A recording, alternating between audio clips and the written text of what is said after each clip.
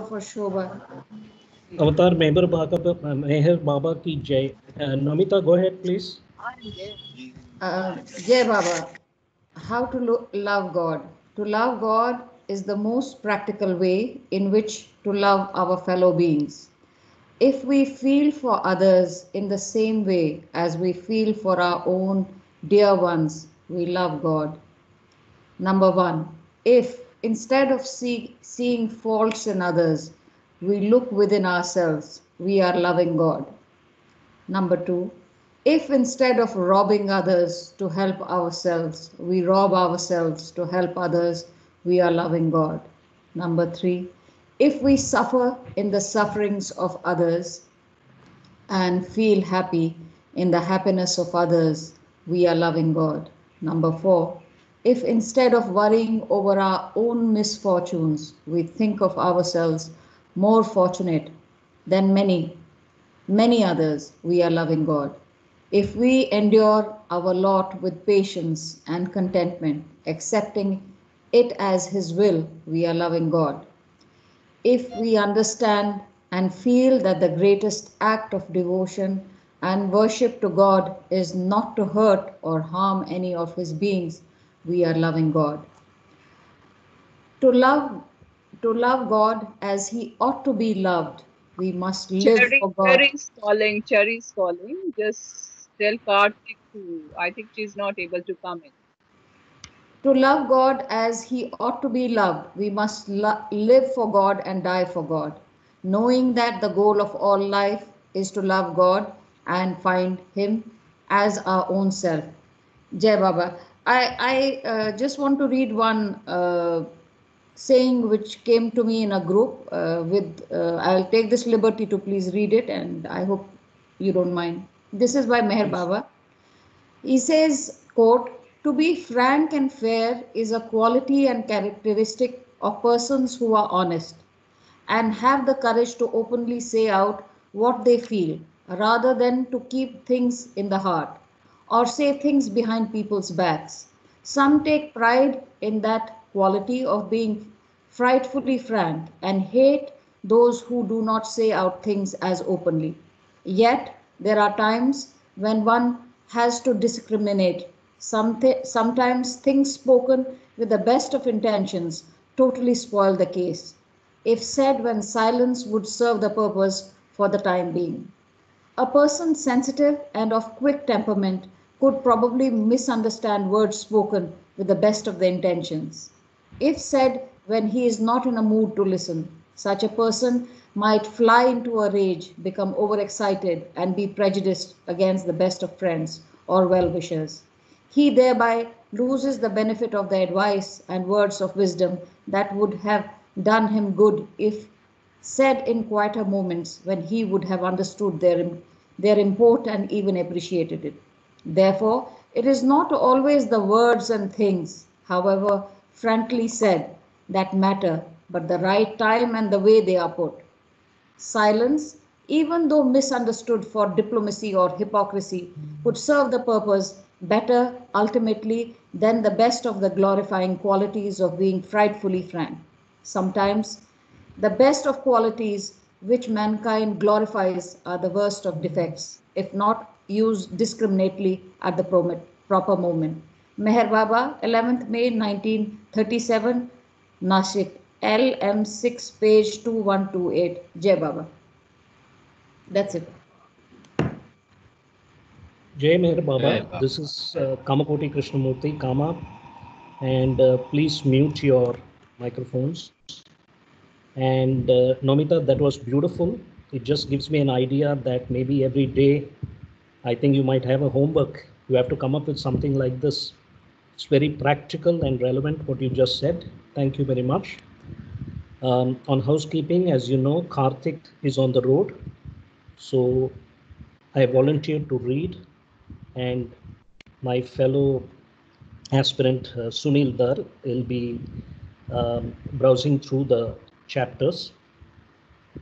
So the agenda today is we'll be reading the chapter completely and fully, no interruptions. At the end of the chapter, we will open it for questions. So there won't be any more comments, only questions, and then people are free to describe, and we will probably give 2 minutes each for any answers to queries. So this is for today's agenda. Jai Meher Baba, and I will start reading. The chapter we are reading, part 2, the types of meditation, is one of the 8 parts. It comes under the discourses subsection called Yoga and Meditation. And when I say I imply this body. So please don't take it personal, like my ego personality self is coming. Probably I'm in the Jalali mood. And so the chapter Yoga and Meditation is the action aspect that we are discussing. Part 2, the chief types of meditation. Can you please tell me the page number in the physical book? Jai Baba. The page number is 207 on the hard copy.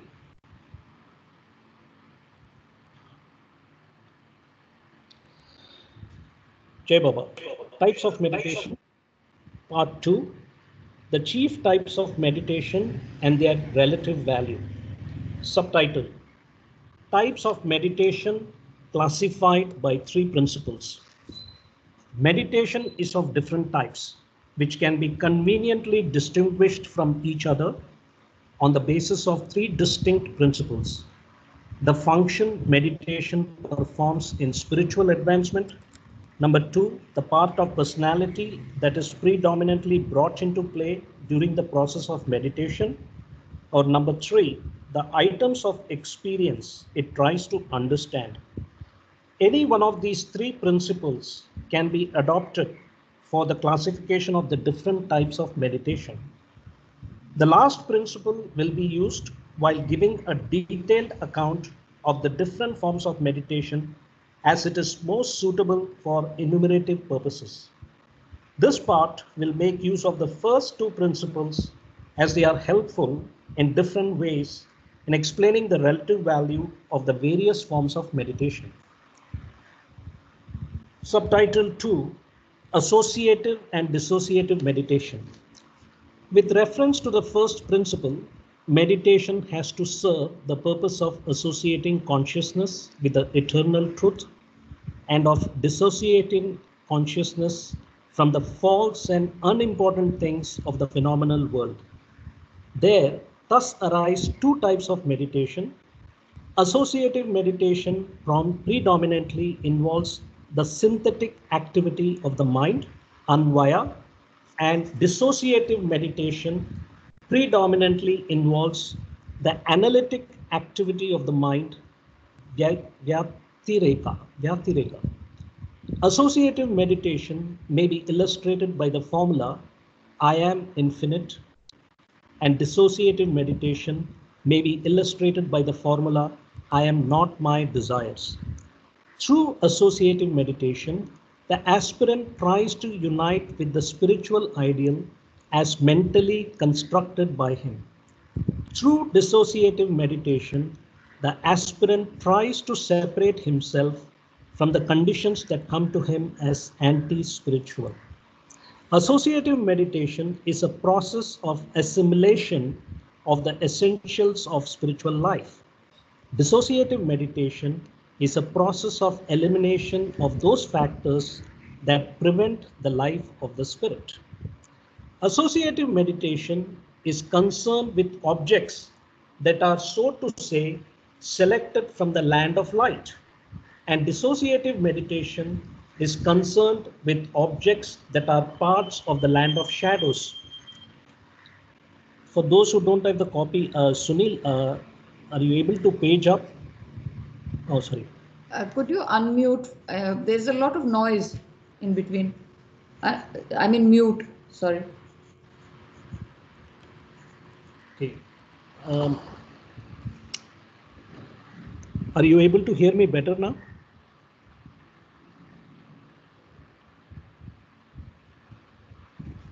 Okay. Associative meditation is concerned with objects that are, so to say, selected from the land of light, and dissociative meditation is concerned with objects that are parts of the land of shadows. The world of illusions, like the world of shadows, has a bewildering charm of its own. This particular para, the subtitle is Dissociative Meditation Paves Way for Associative. If a person is to succeed in getting out of the world of illusions and arrive at the truth, he must develop resistance to the enticements of the world of illusions by repeated recognition of its real worthlessness, just as a person must develop discontent with the world of shadows if he is to come into the light. Therefore, dissociative meditation is a preliminary to associative meditation. It comes first and has its own value, but it is meant merely to pave the way for associative meditation. Subtitle 3: Associative Meditation Most Fruitful. Associative meditation and dissociative meditation are both necessary in their own way, but eventually associative meditation turns out to be far more fruitful and important than dissociative meditation. If a person is surrounded by shadows, it does not help very much to be continuously upset about them. If his only interest is being crossed with the shadows, there will be no end to his worries. But if instead of fretting and fuming about the engulfing shadows, he sets himself to the more important task of bringing himself under the full blaze of the sun, he will discover that all the shadows have disappeared. What really matters is not aimless discontent with existing limitations, but directive effort toward the established ideal. As long as the person is turned toward the sun and is trying to walk into the light, the shadows that encircle him cannot be serious handicaps to his emancipation. In the same way, the aspirant need not worry too much about his failings as long as his heart is firmly set upon uniting with his spiritual ideal. His failings will all have vanished into nothingness when his pilgrimage ends. Subtitle: Analogy of Food. Associative meditation is to the spirit what the assimilation of food is to the body. The body can make up for its deficiencies by assimilating the right sort of food. Similarly, the mind can secure its health by the assimilation of spiritual truths through meditation. It is necessary to strike a balance between the different forms of associative meditation, even though in their own way they are all good, just as it is necessary to balance one's diet, even when one is satisfied as to the nutritive value of the different components of the diet. This proportionate development of mental life hampers advancement because of the internal fracturing that accompanies it. While happy combinations of the different forms of meditation facilitate rapid progress because they secure a harmonized and balanced mind, the right combinations are those that promote an advancing equilibrium by emphasizing just those aspects of the truth that are relevant to removing the special obstacles the aspirant is faced with at the moment. Jai Baba Sunil, I think you will have to page down, please. Oh, okay. Sorry. I think you were right. The subtitle: Extension of Diet Analogy. The analogy of diet can be extended even to the second type, dissociative meditation, which consists in avoiding and eliminating things that are anti-spiritual. As faulty diet can upset physical health, faulty types of meditation can throw the mind into disorder. As the wrong type of food can ruin health instead of nourishing it, instinctive meditation on the objects of craving creates further fetters for the mind instead of breaking those that already exist. Therefore, it is as important to avoid the wrong type of meditation as it is to avoid the wrong type of food. Further, just as good health requires constant elimination of waste products and poisonous substances, spiritual health requires the expulsion of undesirable thoughts and emotions. Subtitle Second Principle. Thus far, the explanations have differentiated the two types of meditations that may be observed from the standpoint of the first principle, the function meditation performs in spiritual advancement. It is equally illuminating to understand the principle by which the process of meditation is differentiated by considering the nature of the part of personality that is predominantly brought into play during the process. The application of the second principle results in three distinct types of meditation. Subtitle Discriminative Meditation and Meditations of Heart. In the first type of meditation, the intellect is predominantly brought into play. It might be called discriminative meditation. In the second type, the heart is predominantly brought into play. It might be called the meditation of the heart. In the third type, the active nature of man is predominantly brought into play. It might be called the meditation of action. Discriminative meditation is represented by intellectual assertion of a formula like, I am not my body, but the infinite. The meditation of the heart is represented by a steady and unhampered flow of love from the aspirant to the divine beloved. The meditation of action is represented by an unreserved, hold on one second, by an unreserved dedication of one's life to the selfless service of a perfect master or of, one second,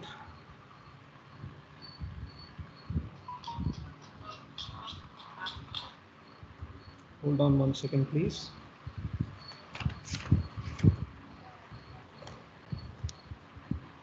I'm going to read this again. The meditation of action is represented by an unreserved dedication of one's life to the selfless service of a perfect master or of humanity. Of these three types, the meditation of the heart is the highest and most important, but the other two types also have their own value and cannot be neglected without serious detriment to spiritual progress of the aspirant. Subtitle: Types of meditation supplement each other. The different types of meditation must not be looked upon as being entirely exclusive of each other. They can proceed in all sorts of combinations. Sometimes one type of meditation inevitably leads to another type, and progress in one of the meditations is often held up until there is corresponding progress in the others. All the different types of meditation are valuable for securing the spiritual advancement of the aspirant.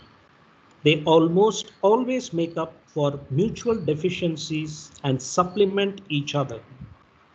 Subtitle: One type of meditation may interfere with another.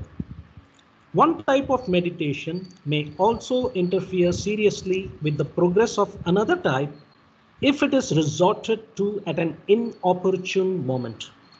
The different types of genuine meditation all dwell upon aspects of life that are equally true, but depending on the mental state of the individual, the assimilation of a certain truth of life is often more urgently necessary than the assimilation of some other truths of life.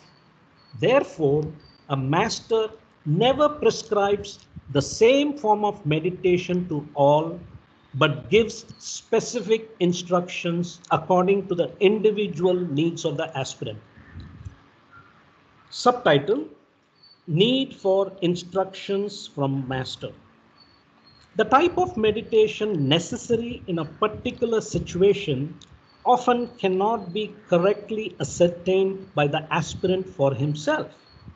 The aspirant can get addicted to one type of meditation so exclusively that he finds it difficult to get out of the groove that has been cut into his mind by the type he has been practicing.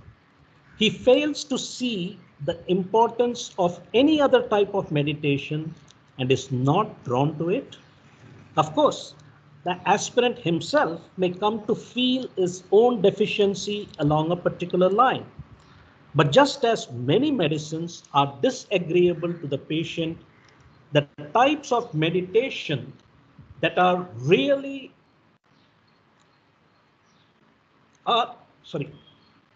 types of meditation.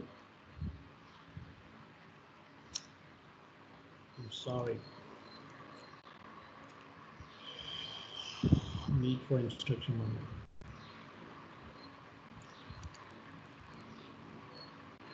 I'm going to repeat again here.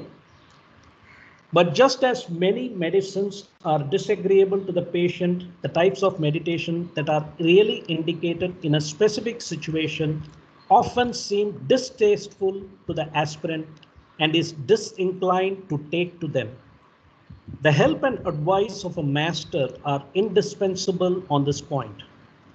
The insight that the master has into the deeper and real spiritual needs of the aspirant is infinitely greater than the insight the aspirant can hope to have into himself. Specific instructions from the master supply the necessary corrective for the neglected aspects of personality. Subtitle: True value of meditation perceived only in its practice.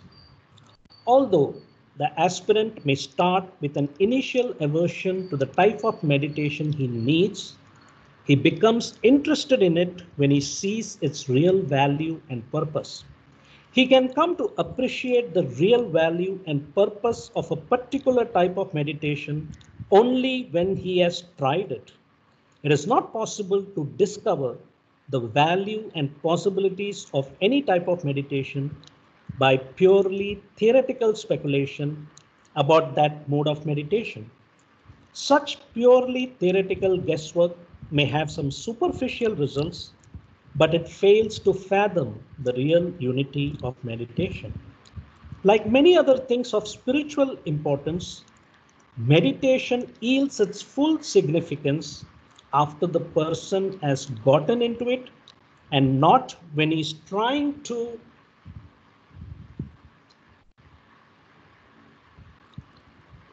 understand it by envisaging it from outside. Subtitle: Determination necessary for success in meditation. In order to have real success in any mode of meditation, the aspirant must launch upon it with the determination to explore all its possibilities. He must not start with any limiting reservations and should be prepared to encounter unexpected states of consciousness. He should be willing to go where that line of meditation leads him without making any rigid demands based on preformed expectations. The very essence of meditation is one-pointedness and the exclusion of all other considerations, even when these considerations happen to be enticing. Subtitle: Supervision of master is indispensable. However, if the aspirant takes to any type of meditation on his own initiative and without having the benefit of the guidance and supervision of a master, he may get into it so far that he loses perspective and is unable to recover himself or herself. It may be impossible for him or her to change over to some other complementary mode of meditation, even when it is absolutely necessary. This risk is avoided if the aspirant has taken to a line of meditation on the orders of his or master.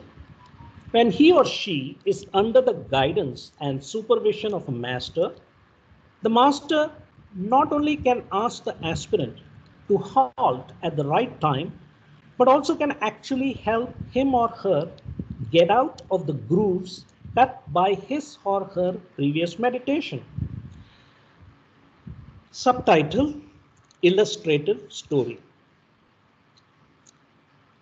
In this connection, there is an illustrative story of a man who was highly intelligent, who wanted to know from personal experience what it felt like to be suffocated by hanging. He was not content merely with imagining what it would be like, but wanted to experience it himself. So he asked a friend to help him perform the experiment. He said that he would be hung by a rope and would signal to his friend when the feeling of suffocation reached the danger limit. He further asked his friend not to relieve him from the gallows before he received the intended signal. His friend agreed to all this, and the man was hung by tying a rope around his own neck. But when he suffocated, he became unconscious and therefore could not give his friend the promised signal.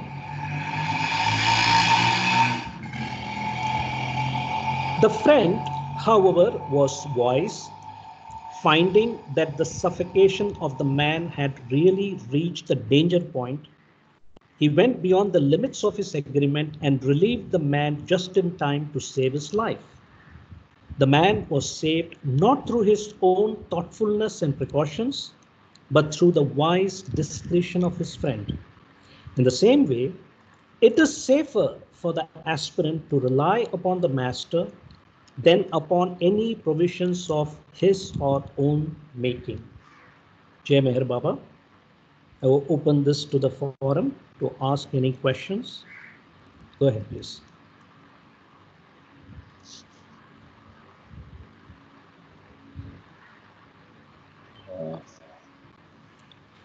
No questions? Yeah. If I may ask, hello, can you hear me? Yes. Yes. Okay. I see they say that you must get the advice or the which type of meditation to take. Now, who would do that now? How do we get that sort of advice? That's practically. How do we get Anybody in the forum, could you please answer? No, I don't know. It's any individual, the individuals do different kinds of meditation, and Baba is describing all kinds of meditation here. And in this chapter, I think he discussed 3 types of meditation. And yeah, that's the answer I can think of. Anybody else? No. Okay. Jai Meher Baba, Ashok, this is my own personal experience. I have a formula called E raised to 4. Explore, experiment, experience, exist, explode, E raised to 5. So I think in this chapter, if I'm not incorrect, there is the word explore. You have to use your intuition. And I think the analogy is when you are finishing your 10th standard, before that, you're figuring out, which department to go in, art, science, or commerce. And accordingly, based on the degree of consciousness, now the Baba is available in his formless aspect.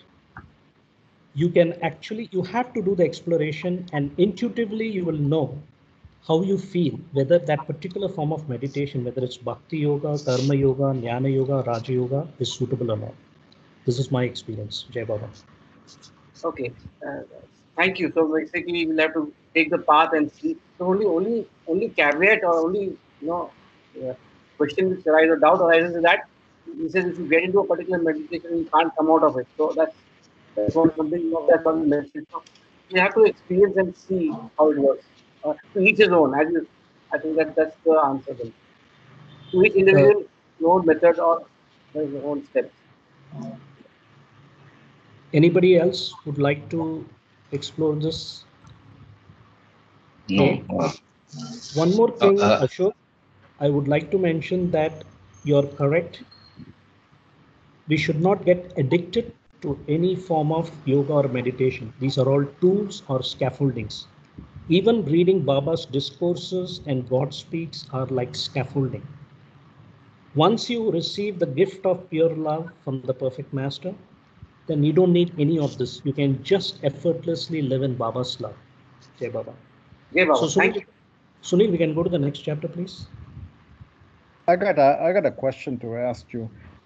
You know, the third point is not very clear. Maybe he explained, maybe I understood from there. But initially in the first paragraph, the first type of meditation, second type, they both are very clear. And the third type, the items of experience it tries to understand. Anybody has any clarity on that?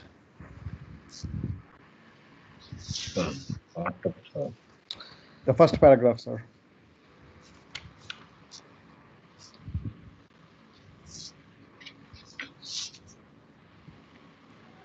So I would request that the gentleman who asked this question could write it on the forum and we will kind of discuss it later. Yeah, unless anybody has a comment to make on that query. Okay. So we are in part 3, types of meditation again. The part 3 is titled as General Classification of the Forms of Meditation. The subtitle, Meditation is Universal. The process of meditation aims at understanding and transcending the wide and varied range of experience. When meditation is interpreted in this manner, it is at once seen to be something that is not peculiar to a few aspirants. It turns out to be a process that every living creature in some way is engaged in. The tiger, intent upon devouring a lamb that it has spied, meditates upon the lamb. The lamb in its turn, having sighted the tiger, meditates upon the tiger. The passenger who waits on the platform for a train is meditating upon the train, and the driver of the train, expecting to be relieved at the next station, is meditating upon the station. The scientist who works upon an unsolved problem meditates upon that problem. The patient who is waiting with tense anxiety for a doctor is meditating upon the doctor, and the doctor who is awaiting payment of a bill is meditating upon the account. When a police officer tries to catch a thief, they both meditate upon each other. The person who falls in love is meditating upon the beloved, and one who is jealously watchful of a rival is meditating upon the rival. The individual struck with grief at the death of a friend is meditating upon the friend.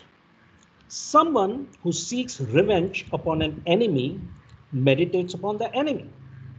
The woman lost in choosing attractive clothes to wear is meditating upon herself as the body, and the man who boasts of his intellectual or psychic attainments is meditating upon himself as the mind.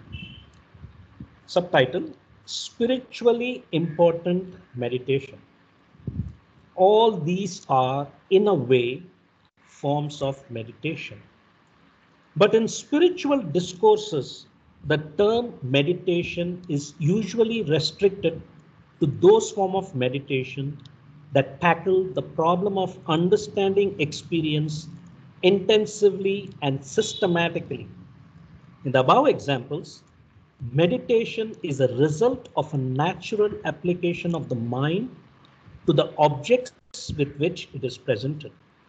In this application of the mind, the individual is almost unconscious of the ultimate purpose of the process of meditation.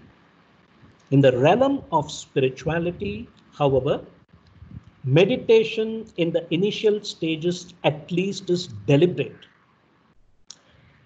Subtitle, oh, where are we now? Sorry. During such meditation, the subject is more specifically conscious of the ultimate objective. Nevertheless, the forms of meditation characteristic of the spiritual life are continuous with those found throughout the world of consciousness. The spiritual forms of meditation spring into existence only when the other, more general forms of meditation have brought the person to a certain crisis or blind alley.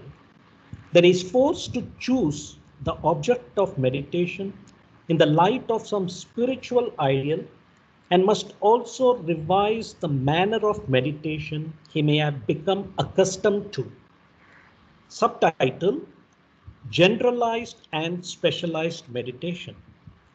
The spiritually important forms of meditation are of two kinds: general meditation, which consists in the assimilation of the divine truths, and specialized meditation, in which the mind selects some definitive item of experience and is exclusively concerned with it. General meditation is only a carrying further of the ordinary thought processes systematically and intensively. It is different from the many pre-spiritual meditations of a worldly persons only insofar as the thought processes now come to be directed toward realities that have spiritual importance, and the mind makes intelligent use of the expositions of the divine truths given by those who know without renouncing its critical powers and inherent zest for the truth. Subtitle: Specialized meditation is practical. The specialized forms of meditation, on the other hand, imply and require something more than a purely intellectual approach to the truth. In the specialized forms of meditation, as in general meditation, the mind has an opportunity to have an intellectual understanding of the object of meditation. But in addition, they also help to cultivate mental discipline, develop capacities hitherto dormant, and unfold latent possibilities of personality. The problem in specialized forms of meditation is not theoretical, but practical. Specialized forms of meditation are helpful for overcoming specific obstacles in the way of enlightenment and realization. They aim at controlling the mind and going beyond it. Specialized forms of meditation are more like the desperate attempts of a person to break through the walls of a prison than like the idle speculative activity involved in forming opinions about the strength of the different parts of the prison, walls, or what may be visible after breaking into the open. Subtitle: Practical purpose may prevail over formal truth. In spiritual life, even a sincere mistake taken seriously may have more value than half-hearted allegiance to theoretical or formal truth. The practical purpose in the specialized forms of meditation must sometimes prevail, even at the cost of formal and theoretical truth.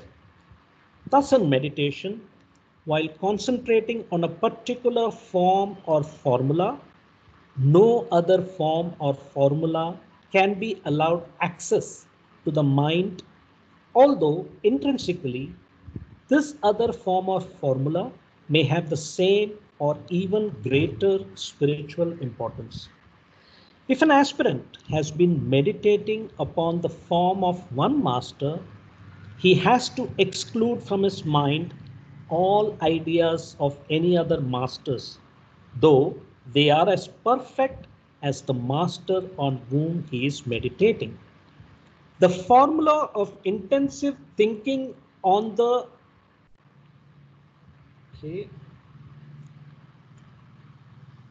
The formula of intensive thinking on the master can be as helpful in achieving the goal as the process of making the mind blank. Subtitle: Function of General Meditation. As a rule, mixing up the specialized forms of meditation is not desirable, though theoretically they may all be equally directed toward different aspects of the truth. The task of bringing together the different facets of the truth and building up a whole and complete view of life is attempted by general meditation, in which thought is free, comprehensive, and receptive to all aspects of the truth. Such general meditation has its own value and justification. General meditation is helpful before specialized forms of meditation as well as after trying them, but it cannot take the place of specialized forms of meditation because these have a different purpose and function. Subtitle: Both forms of meditation necessary. The different forms of specialized meditation are comparable to different forms of bodily exercise, each of which may have some specific purpose. Exercise of the muscles is meant only to strengthen the muscles, but this does not mean that the muscles are the only important part of the body. All types of exercise are important for securing the general health of the body, although it may not be possible to take all of them at the same time. The functions of the different specialized forms of exercise have, however, to be correlated and governed in the light of one's knowledge of true health or proportionate development of the body. In the same way, the functions of the specialized forms of meditation have to be correlated with and governed by the whole and complete ideal of life. Okay, let's see.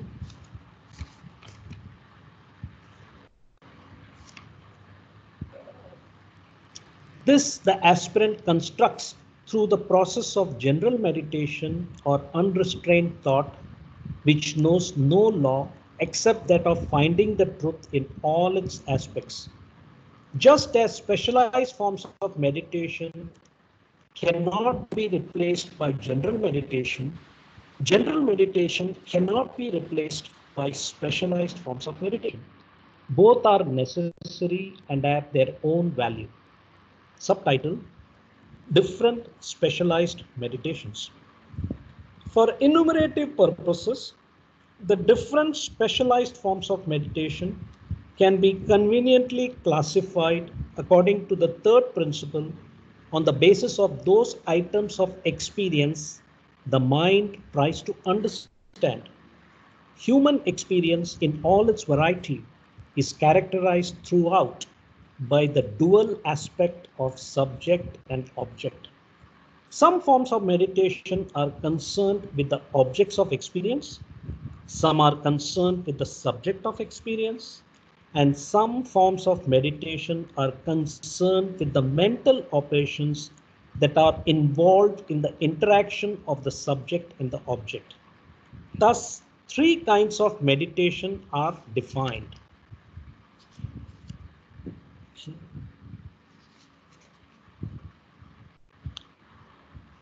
Subtitle: Nirvana, Nirvikalpa, and Sahaja Samadhi.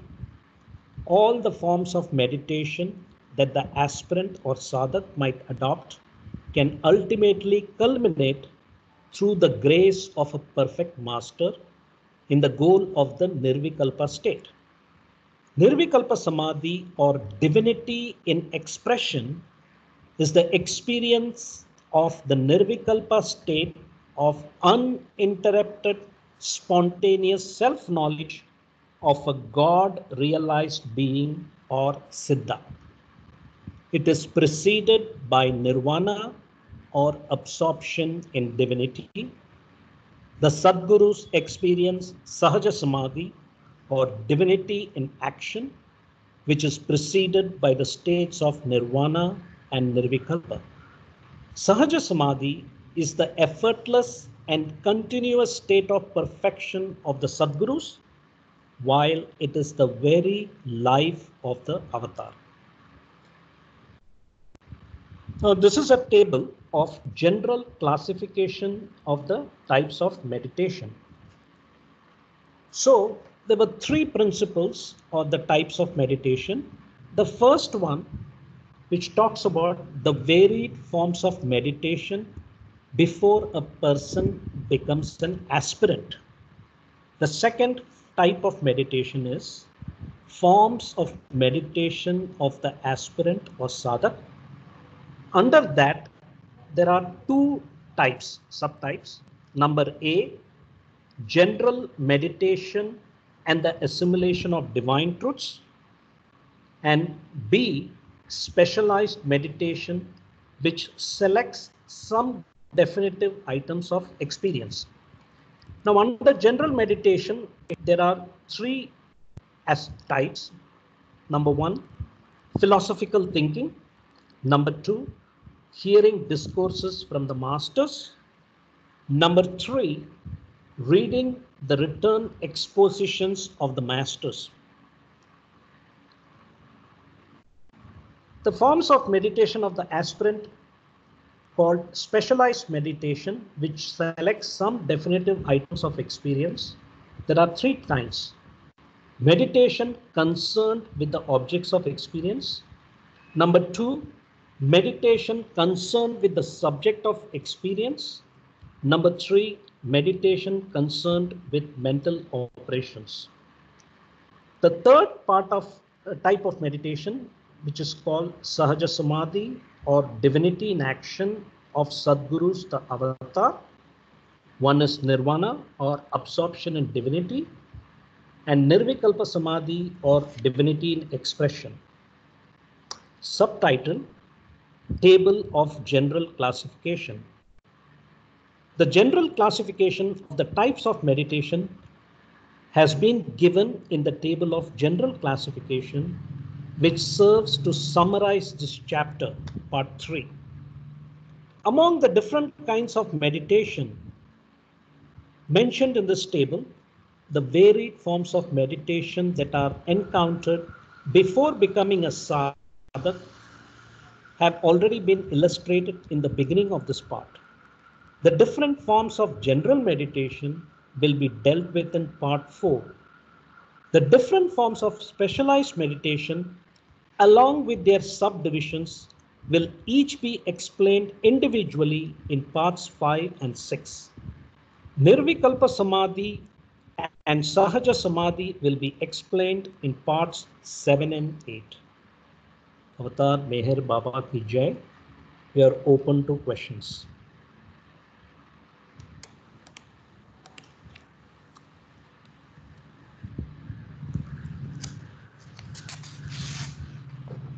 I have a very general question. When we go into the process of meditation, what we actually do in a session of meditation? Could you repeat that question, please? When we go into the process of meditation, say I am starting meditation and I am going to do meditation for a period. So what is that actually we do in meditation? Good question. Anybody? We don't do anything. Please answer. During meditation, we don't do anything. You could be observing the breath, and after a certain while, you will get into, where your mind doesn't think anything at all. And when your mind just doesn't have any thoughts coming in, that's when you are in the meditative state. And there are different processes which you can adapt before you are able to find your own way. But basically, few ways are: you look at your the space between the two eyebrows, or you look at the top of your head, and then if the thoughts come, you just let them come. You don't try to force them away, and you observe this whole situation from a distance. And as you kind of get better at it, it takes a very little time for you to get into that stage where you can observe yourself being in meditation, and you will be distant from your body. And with time, you also can sit in meditation for a longer period of time. Initially, there is a little bit of this ache, that ache, but when you finish meditation, you are almost like you've had a bath in a spring. So it removes impressions, at least the immediate ones, and it gets you fresh and happy to lead your normal life subsequently. Yeah, that's been my experience. I have been meditating for almost 10 years, and I learned meditation through different living gurus here. But I've made my own formula, something that works for me. And I do pranayam to begin with, and subsequently, I just concentrate on my breath. And at one point, I just lose track of that breath, and then I go into a meditative state. Thank you, Jai Baba. Yeah. This forum is open for everybody, and it would be nice that each individual could describe their own form of meditation, because we are not going to read any more chapter till 8:30. Please go ahead. If I may just say that, when I was seeing the forms of meditation chart, this says that which we are doing at the moment, reading what speak courses and beams.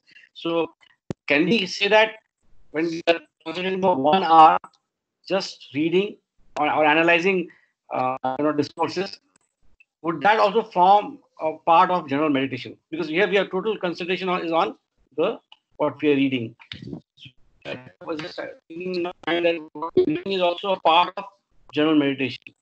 Would that be a true inference? Yeah. The question is, as Namita told, that is one way of meditating where you are trying to make your mind blank from everything, if I understand it properly. But here, as we see in the chart here, there are different processes: philosophical thinking, hearing discourses from the masters, reading the written exposition of the master. That is a process of meditation. Then there is some point wherein you start thinking and say pros and cons of that, and then try to eliminate a thing, and then gravitate on some new ideas like that. So this is a sort of a thinking process on a particular topic as such. So I am getting confused on issues like this. So comparing this with what Mamita told us now, the process, what she does is trying to blank out and then become, say, some sort of a stage where Mano Nash is there. But here, what we are trying to read here in the chart, what is described here is slightly different. I'm not able to absorb both of them together and make a way. So Mama, if I may, as there are different, ways and methods for different people. So, as she said that she has gone through that and found out what works best for her. I think what she has said is a very good practical suggestion. Is that pranayam? We myself practice pranayam and concentrating on the breath. I think it starts with that, and once you are able to master that, then you can go into what I'm trying to say is that you can start with a simple thing as pranayam, and then later on go up the ladder into specialized meditation. Because as they have said in this paragraph also, in the discourses, that specialized meditation cannot happen suddenly or overnight. You'll have to, there's a path to it. This is what I have understood from today's reading. Jai Baba, Mamaji, when we are reading Baba's books, for example, and we are in submission and we are living in that moment, that experience is also meditative. When you come out of this learning, reading, and being in Baba's thought, it cleanses you. It makes you free from tomorrow, yesterday. It makes you be in the moment, and I think that is meditative as well. Yeah. So I think perhaps that's what these ABC in the chart mean. That Yes. when you are living in a particular moment, and living those words given by the master, you are in total bliss, and that bliss state perhaps can be called as meditation. Jai Baba. Jai Baba, thank you. Can I Any comment? other? Can I comment on something? The simple thing is to remember Baba as much as possible. It is not the meditation that is matters, but it is throughout the day until we sleep. Remembering Baba is the most important. And to get that, meditation helps. Meditation clears the mind. What the meditation is, there are a lot of types of meditation Baba explained in 8 chapters. Yes, we get confused. As Namita ji said, simple thing is to determine, okay, I'm going to do like 15 minutes today. You just sit for 15 days, and it doesn't happen in 1 day or 2 days. You have to have some commitment and sit for 15 days every day. It doesn't matter. You may be distracted from this thought to other thought, but that is the beginning. Once you are committed, once you are remembering Baba wholeheartedly, remember he was talking about in the second type of meditation, meditation through the heart, intellect and action. The heart, Baba said here, that is the best part of meditation, to activate Baba in our heart. Just sit for 15 minutes before Baba picture and try to remember, chant Baba, Baba, whatever the speed you want to, and have a mala, beads, and try to have like 500 or 1,000 and do it in 15 minutes in your own speed. This will certainly clears your mind. Scientifically, it is proven. People have taken EEGs and they have seen the patterns, how when the people meditated, the patterns of the mind before meditating and after meditating, it becomes so synchronous and organized. That's my comment. Yeah, that is true. I think meditation is just a tool, and our ultimate goal is to remember Baba and also just remember him throughout the day, and ultimately hold on to his Dharman. I think that is just a path This or is a the tool. best way to do it, being a Baba lover. I think you suggest it very rightly. So. Any other participant? I think this could be a good homework for all of us to write down their thoughts on their own experience of meditation, before meditating, after meditation, what kind of experience they've had. And then we can probably discuss our notes during Saturday, Sunday. So meditation, is there anybody else who would like to give their observation about meditation, personal observation on meditation, before I conclude this call? No. Okay, Jai Baba, I think meditation, I'm talking about my own personal experience. When I started, the literal meaning of meditation probably has many different interpretations in material life, in your day-to-day activities. So with Doc Mama, I can say that being a Tamilian, I believe he had his thread ceremony like all of us had. So Brahmachari, we had 3 threads, which probably signifies good thoughts, good words, good deeds. After marriage, 6. After the parents drop their body, probably 9. I'm not very sure. But we had a ritual called reciting the Gayatri Mantra, 108 in the morning, 32 in the afternoon, 64 in the evening. This was never told to me, but I later read. The perfect form of meditation when you are reciting the Gayatri Mantra is like a pranayama basis: inhalation, retention, exhalation. So if we are able to recite the Gayatri Mantra internally through our breath, that is a form of meditation. Another form of meditation based on Parvartikar prayer. Every action you do from the time you brush your teeth till the time you go to sleep, if you can do every action 100% with one pointedness, that to me is meditation. So I'll conclude here.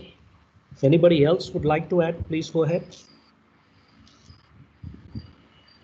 I think what you just said about, doing anything that you do 100%, and that itself is meditation, to my understanding.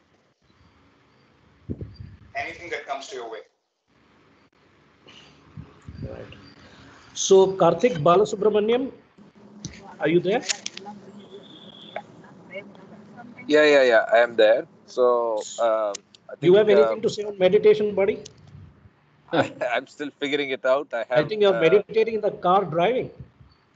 No, I have attempted multiple types of meditation and failed miserably. So I'm very much looking forward to the next few chapters and unraveling what works for me, and I will go with whatever Baba advises. So I'm very, very keen. I'm comfortable till what I've understood till now, but I'm very keen to go through this because I have failed miserably. I've tried multiple types of meditation, and it's something that I say is not for me, but that's personal. I'll rest my case till we get to the end of this section, and then I'm sure I'll maybe figure this out. In fact, I was thinking maybe we should attempt some sort of group meditation as well, led maybe by the experts in the group who have done it more often than others. Anyway, that's that's a secondary thing. I will. I think one response that is owed to the group is on Nehaji's message to everybody.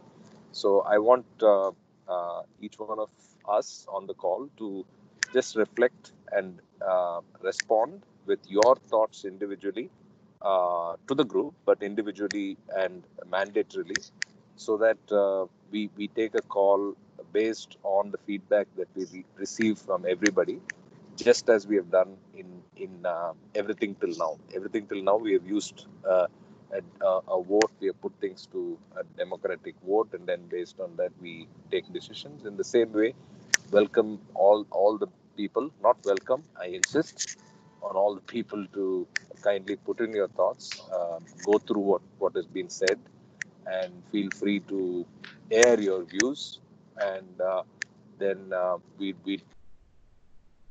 come and shape the destiny of what we're going to do in this group. I think that's my 2 pennies. Was I audible clearly? Okay. Very clear. Yes, Karan. Okay. Jai Baba. Have a good day. Yes. Jai Baba. Thank you Jai very much. Baba. Jai Baba for Meher Baba ki jai. Jai Baba ki jai.